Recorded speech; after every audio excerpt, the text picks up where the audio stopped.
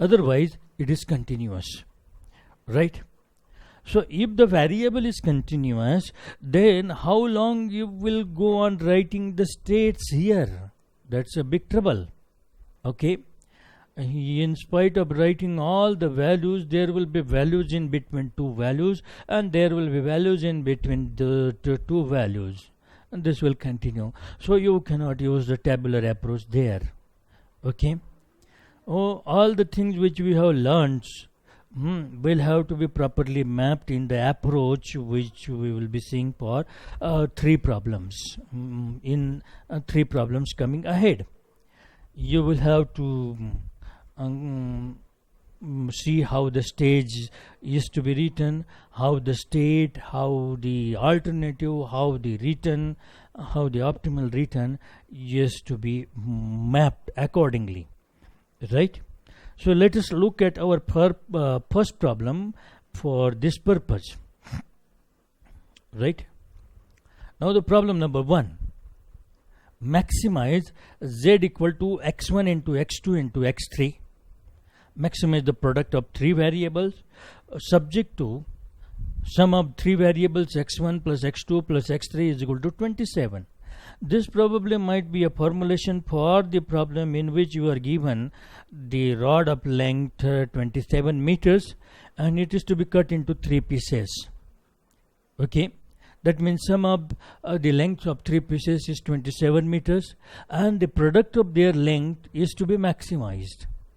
Okay, hence our formulation is maximize z equal to x1 plus x1 into x2 into x3 subject to x1 plus x2 plus x3 is equal to 27. So now we first need to break the problem into various stages. So our first stage will be containing just variable x1. Second stage will be containing variable x2 along with x1. Third stage will be containing will be dealing with variable x3 along with x2 and x1. Understood? Now stage 1. Stage 1 only variable x1. So our problem will be maximize z equal to x1 subject to x1 is equal to now b1. Okay, because on right hand side in any case we cannot write the constant. Okay, it is to be variable and that we call as state variable. Okay, b1 is our first state variable, right? Now that we have state variable, that means we have taken care of the first column of the table. Now we immediately need to take care of the first row, that is all row for alternative. Okay, how we will do that? For that you simply have to write let x1 be u1 and u1 will keep on taking various values though continuous, right? So u1 is our variable for alternative. Okay, so x1 is equal to b1, x1 is equal to u1 means x1 is equal to u1 is equal to b1. Anyway, now given that you have state b1, given that you have state alternative u1, now return function. Okay, what it will be? It will be the function of b1 and u1, and what you have to do for finding the value, that is simply put x1 equal to u1 here in the objective function z equal to u1. So your return function r1 will be equal to u1. Okay, it has to be in terms of state variable b1 and u1 are both. Okay, now lastly in any stage you have to end that stage by finding optimal return for that stage for various state variables, for state variable, right? r1 star b1 will have to be in terms of b1 only, and that can be easily, you simply put b1 in your objective function in place of x1. Okay, so your optimal return becomes b1, as simple as that, right?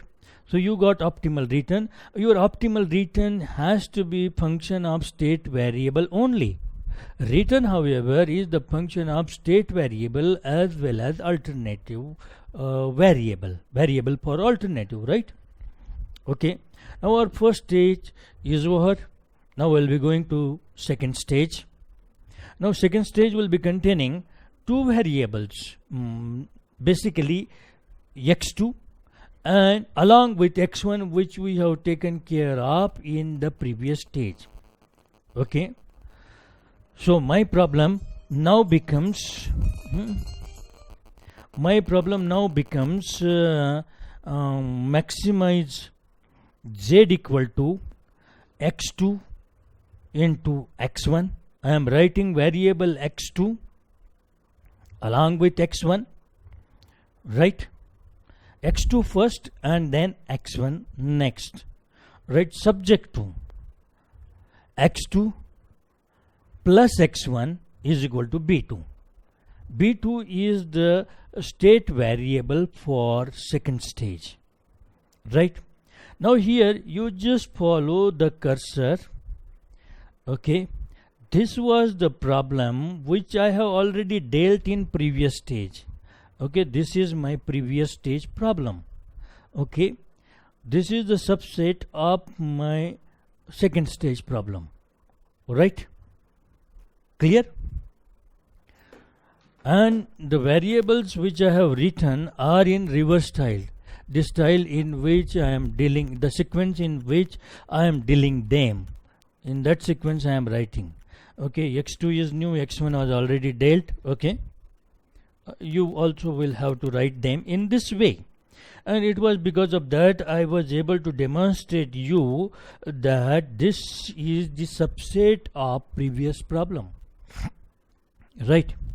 Now let's come to alternative. Having decided the state b2, alternative u2, let x2 be u2.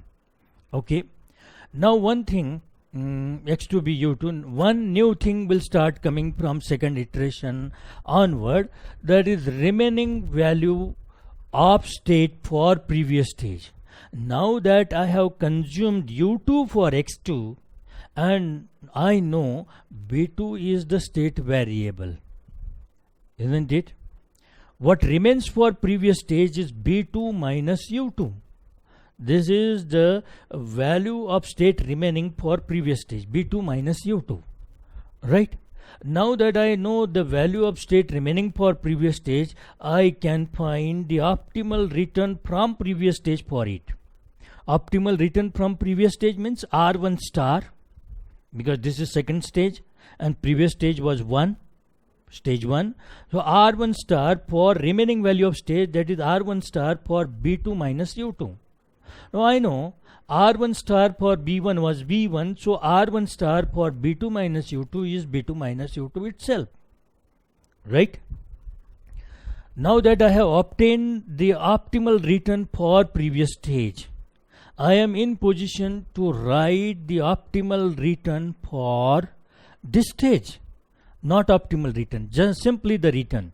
Okay, R2 as a function of state variable B2 and alternative U2. Okay, R2 for B2 comma U2, it will be U2 multiplied by. Now why U2? Because x2 I am simply putting the values in this objective function. X2 I am substituting by U2 multiplied by the return for optimal return for previous stage for remaining value of state. Okay, x1 has to be dealt in a way it was dealt in previous stage, right? X1. So x1's return cannot be computed in the world of second stage, right? X1's return. X2's return, however, can be computed in the terms of second stage. So I am writing U2 here for X2, and for this whole I have to write B2 minus U2. And the sign in between will come from the objective function, that is multiplied by there. So here also it will be multiplied by. If it was plus here, here there would have been plus. Understood? Okay, fine. So R2 B2 comma U2 is U2 multiplied by B2 minus U2. Now you have to end this stage by finding R2 star B2. Got it? R2 star B2 is the best value from R2 B2 U2. Okay, that is the maximum value of this, because your objective is maximize, right? Maximum value of this. How to find maximum value? There could be various ways, and because of the continuity of each of the variable, we find it convenient to use differentiation. Okay, but I won't for this problem it might be fine, but in general you think of using some other approaches, because in differentiation the trouble is you will be differentiating this expression with respect to u2 equating to 0. You will be finding the value of u2 in terms of b2, but you are not sure at this stage whether this value of u2 will be giving you maximum or minimum. Okay, for being sure you need to go in for second differential. Okay, but here time being we assume that the value of u2 which we will be getting here will be giving us maximum, right? So anyway, for finding R2 star, we need to differentiate this function with respect to u2, dr2 with respect to u2. dr2 by du2 is equal to 0. So this multiplied by differentiation of this u2 multiplied by differentiation of this comes to minus 1. So minus u2, then this multiplied by b2 minus u2 multiplied by differentiation of u2. So you get b2 minus u2. So this whole expression turns out to be b2 minus 2u2 is equal to 0, meaning that u2 is equal to b2 by 2. Fine. Now putting this u2 is equal to b2 by 2 here, you will be getting R2 star b2. So b2 by 2 here multiplied by this also turns out to be b2 by 2. So whole the expression turns out to be b2 by 2 square. So R2 star b2, if any parameter b2 is passed to R2 star, then its return, optimal return is given by square of the half of the parameter passed, that is b2 by 2, and square of whole. This you need to keep in mind as a result of second stage. Okay, now let's go on to third stage. Right, in stage 3, variable now new variable is x3 along with the variables of previous stage x2 and x1 together. Right, so my problem now becomes in the style which I am employing for writing the problem. Maximize z equal to x3. x3 I am writing first, then x2, then x1. By now the problem writing style is whole reversed. x3, x2, x1. Okay, maximize z equal to x3, x2, x1 subject to x3 plus x2 plus x1 is equal to b3. b3 is the state variable. Okay, remember that your right hand side cannot be a constant because it is the state and that is the state variable b3. Right, if you just follow the cursor, the problem which you are seeing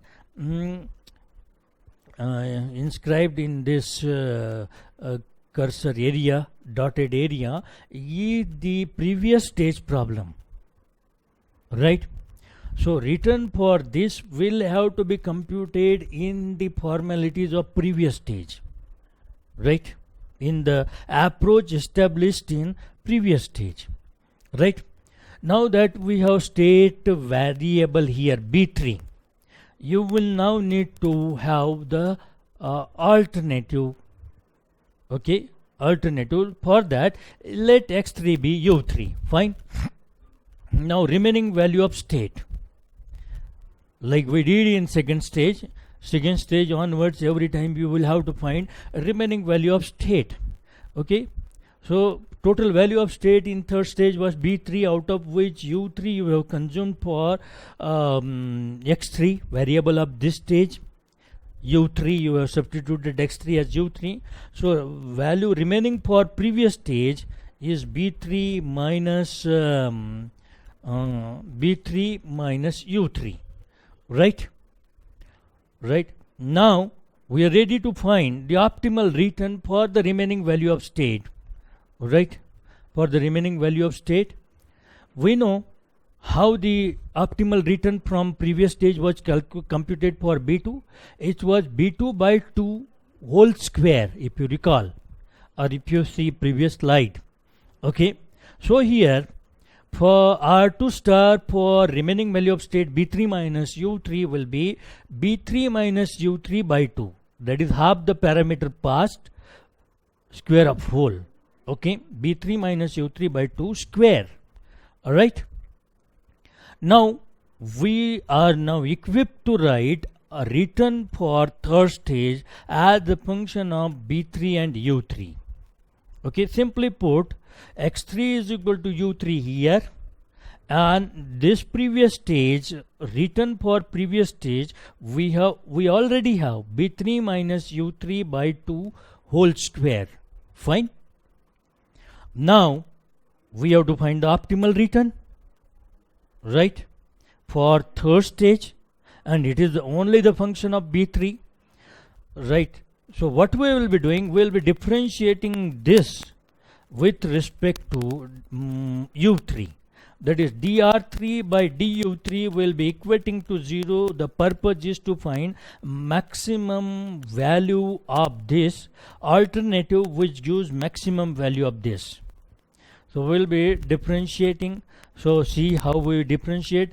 U3 multiplied by differentiation of this comes 2 into B3 minus U3 by 2, right, into differentiation of this comes out to be minus 1 by 2, plus this multiplied by differentiation of this, that is B3 minus U3 by 2 square into 1. Now after solving this, I get U3 is equal to B3 by 3. What does that mean? It means that optimal alternative where the return will be maximum will come at 1/3 of the state value. Suppose say state value is 6. Value of state is 6. So the alternative which will be giving you maximum return will be 6 by 3. That is 2. In the column of alternative 2, you will get maximum return for state 6. Okay, that is the meaning. Okay, anyway, U3 is equal to B3 by 3. Now putting B3 by 3 in this equation, you will be getting R3 star for B3. Okay, we are yet to compute R3 star for B3. That will be computed by putting U3 is equal to B3 by 3. So this is B3 by 3, and this whole computes to B3 by 3 square.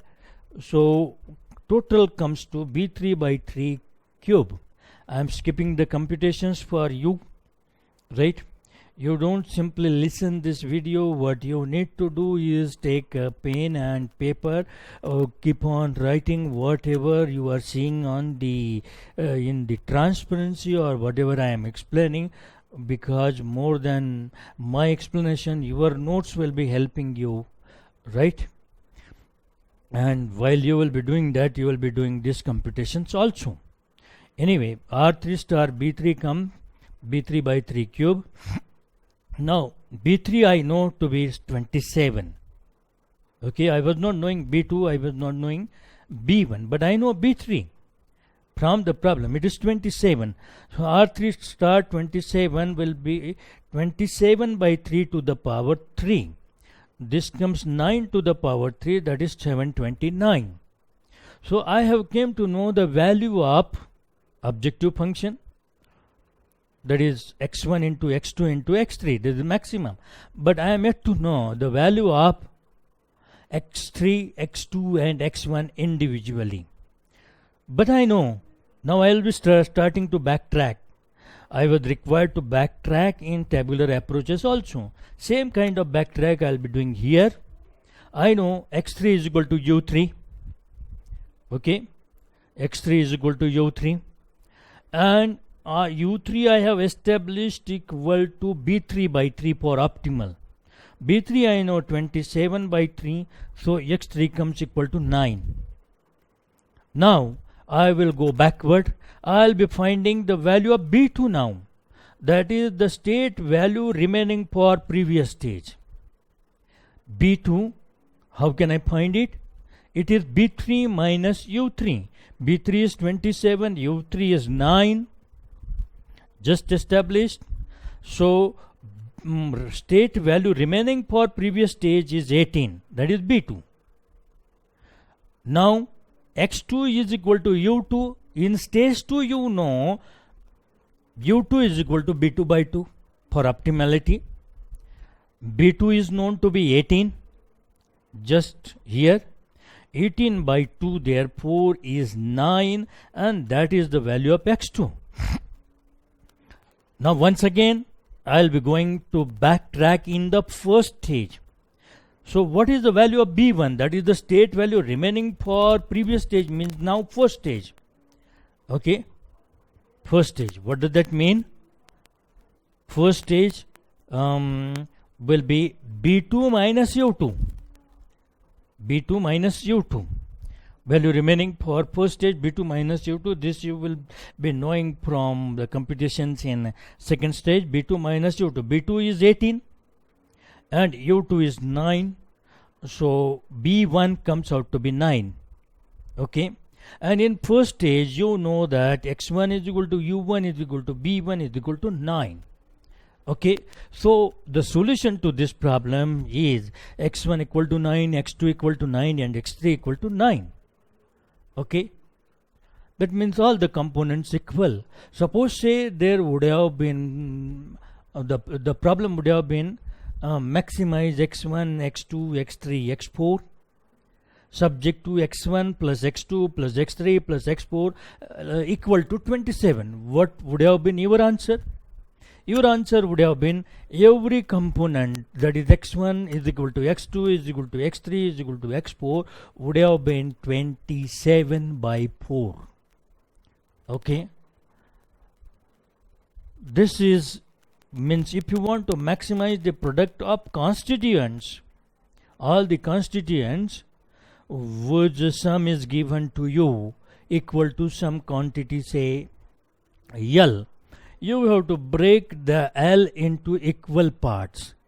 If L is to be broken into n equal parts, then each part should be of length L by n, then only your product will be maximum. Just to understand this, let's take a demonstration. 27 length, suppose say I break into 25 1 1. Total is 27, but the product is 25 only. Okay, now see what I do. I have one component of 20, another component of 5, and third component of 2. And now if I multiply these three components, 20 into 5 into 2, now the product has gone up. Okay, it will go up, up and up till all the components become equal. Okay, soon they become unequal, this product will start decreasing. This you have seen sometime earlier, that the geometric mean and arithmetic mean are equal when all the components, all the constituents of geometric mean or arithmetic mean are equal. Okay, right? And mean, geometric mean in that case is maximum, elsewhere it is lesser than that value. Okay, so some similar kind of problem like this we will be seeing in our next video. Thank you very much for listening. See other two videos. Thank you. If you don't understand any of the thing, I'm sure by once again visiting this video you will understand. Thank you very much.